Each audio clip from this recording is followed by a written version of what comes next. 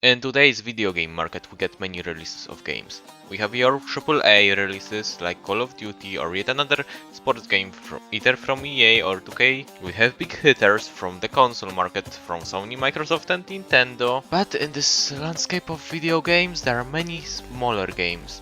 Indie games, you may say. Many big AAA releases feel generic or samey. There are exceptions to this, yes, but most selling AAA games are yet another generic shooter or just a sports game. However, there are indie games that fill the gap of uniqueness and innovation.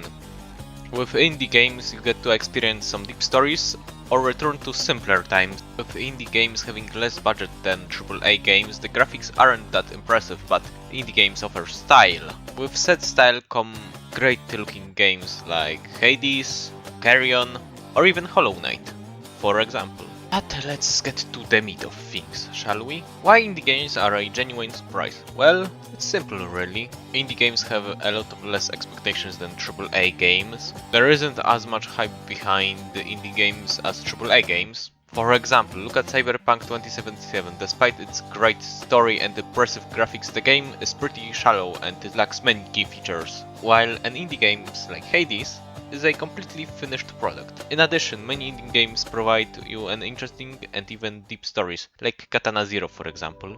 To keep things short, Katana Zero is about an hired assassin who served in a war as a soldier, and through the jobs he takes, he finds out what he really is and what sort of thing he takes to maintain his life. The game contains dialogue choices that affect the interactions you have in the game. Another example of a deep story is Hollow Knight. At first, it looks like your basic Metroidvania with cute art styles, but when you get exploring the place, you learn what happened in the kingdom you're traversing, how it fell and what is currently plaguing it, and how to fix it. I would also like to bring attention to Carrion, a reverse horror game where you play as the thing we usually run from in horror games. The game has an atmosphere that makes you feel like a monster, that you're about to massacre the whole location. It's another Metroidvania with how you explore things and obtain abilities, but it definitely has the right feel of being a monster. And the gameplay is satisfying, of course. And lastly, Hades. Hades is a roguelite where the main goal is to escape the mythological place Hades, of course. When I picked it up, I thought it's going to be a roguelike with cool art style and nothing more. I was like, I heard Hades is pretty good. I'll give it a shot. 41 hours later at the time of recording this, and I'm loving the game. The gameplay, story and voice acting is top notch. Each weapon you get to pick feels completely different and unique. Each character you meet has a different personality.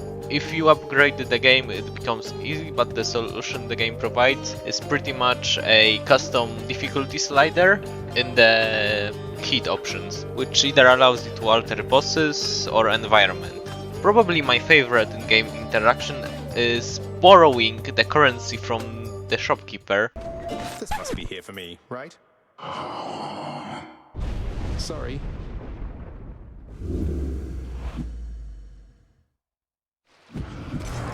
Sorry.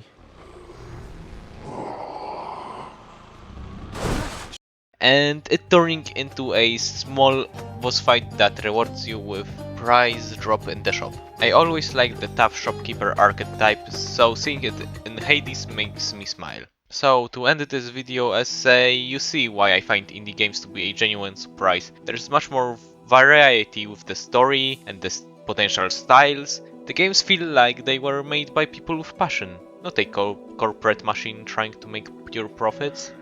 So, if you enjoyed the video, leave a like, and if you think you like what I am saying, subscribe to this channel. There will be more similar videos to come. If you have any ideas what I can talk about, leave a comment below. Maybe your topic will be made into a video. So, see ya guys later, and bye bye!